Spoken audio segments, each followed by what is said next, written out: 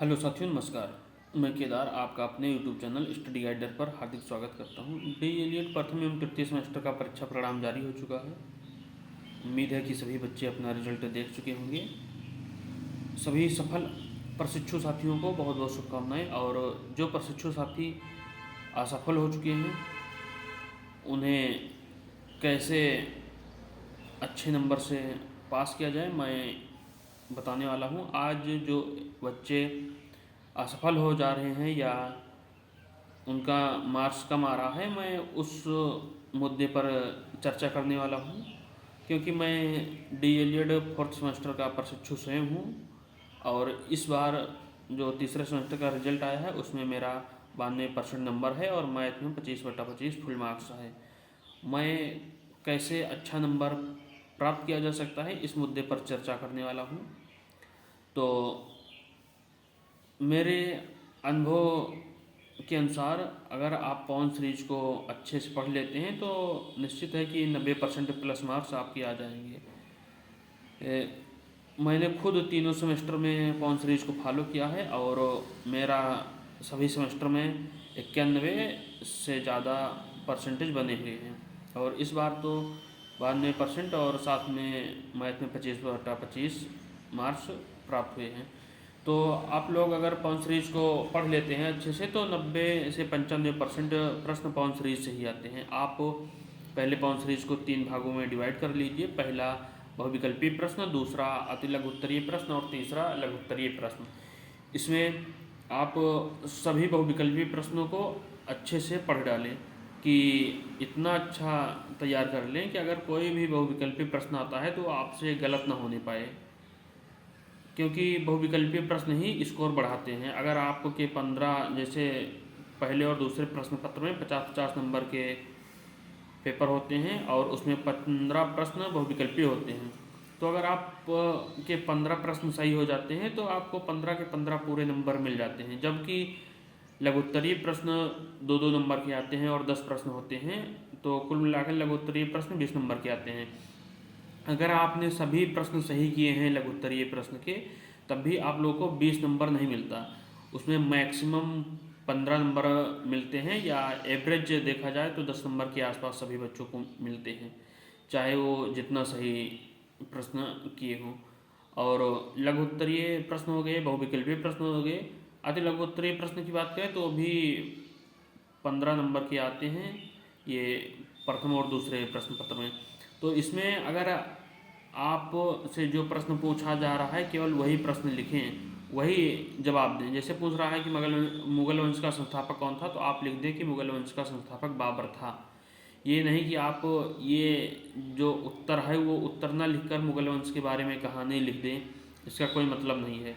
आपका प्रयास ये रहे कि उस उत्तर को सटीक शब्दों में और कम से कम शब्दों में लिखें, क्योंकि अगर आप 1 नंबर का प्रश्न है, आप उसमें 5-6 लाइन लिख देते हैं और ऐसी लाइनें जिसका कोई मतलब नहीं है, उससे उत्तर नहीं निकल रहा है, लेकिन फिर भी आप अपने शब्दों में एग्जामिनर को गुमराह कर रहे हैं, तो एग्जामिनर ये गुमराह का नंबर नहीं देता। उसका ये मतलब रहता है कि आप कितने कम से कम शब्दों में उस उत्तर को लिखने का प्रयास करते हैं। तो आप लोग बहुविकल्पीय प्रश्न को पवन सीरीज से एक बार नहीं 3-4 बार अच्छे से रट डालिए कि कोई भी प्रश्न छूटने न पाए, और लघुत्तरीय प्रश्न कम से कम शब्दों में देने का प्रयास करिए। ये प्रयास रहे कि जो पूछा जा रहा है वही उत्तर दें। अति लघुत्तरीय प्रश्न मैक्सिमम 1 या 2 लाइन के होते हैं, और कुछ प्रश्न तो ऐसे होते हैं कि वो केवल 2-3 शब्दों में उसका उत्तर समाहित हो जाता है।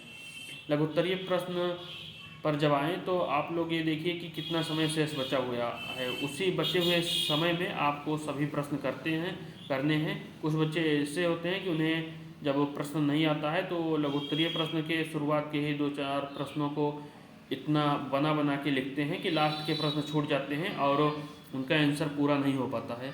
तो इन सभी बातों को ध्यान रखना होता है एग्ज़ाम के समय कि सभी प्रश्न हो जाए, कोई प्रश्न छूटने न पाए। उसके बाद सबसे बड़ी बात यह है कि आप सभी प्रश्नों को क्रम वाइज करिए।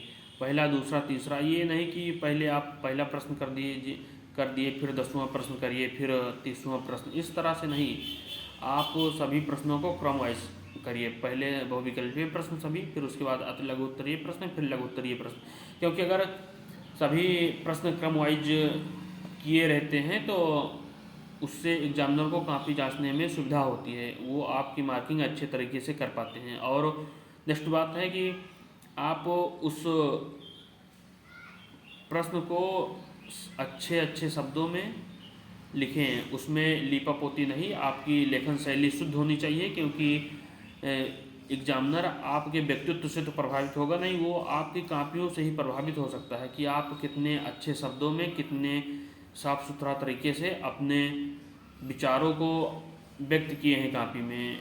क्योंकि वो आपकी कापियों को ही चेक करता है, उसके जो मार्किंग प्रोसेस है कि कैसे मार्क्स दिया जाए। तो इन सब चीज़ों को ऐसा आप लिखिए कि वो आपसे प्रभावित हो सके, और जो चाहे जो प्रश्न हो, जो पूछा जा रहा है उसी को लिखिए। आप उस कहानी को लिखकर एग्जामिनर को गुमराह करने का प्रयास ना करें।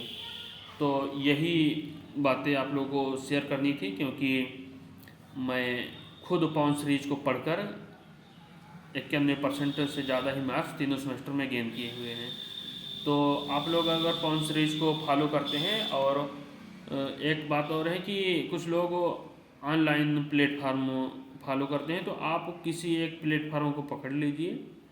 मेरी सलाह है कि आप इट्स ओके क्लासेस को ज्वाइन करिए और उसके कंटेंट को तैयार करिए। उसका कंटेंट ही आपको, अगर आप किसी सीरीज को ना फॉलो करें, इट्स ओके क्लासेस के कंटेंट को ही तैयार करिए, तो आप 90% प्लस मार्क्स अच्छे से प्राप्त कर पाएंगे। कई बच्चे ऐसे होते हैं कि वो शुरू से तैयारी नहीं करते, जब वो एक आध महीने परीक्षा के बच्चे रहते हैं तो वो फिर ऑनलाइन प्लेटफार्म के जरिए पढ़ने का प्रयास करते हैं, और आज इस प्लेटफार्म पर पढ़े, कल उस, परसों उस, इस तरह उनका समय व्यर्थ होता जाता है और वो अच्छे नंबर नहीं प्राप्त कर पाते हैं। आज के समय में लगभग 80% बच्चे बिना क्लास के ही बीटीसी कर रहे हैं। 20% बच्चे ऐसे हैं जो क्लास करते हैं, और ये जो बच्चे असफल हो जा रहे हैं ये उसी 80% में से हैं।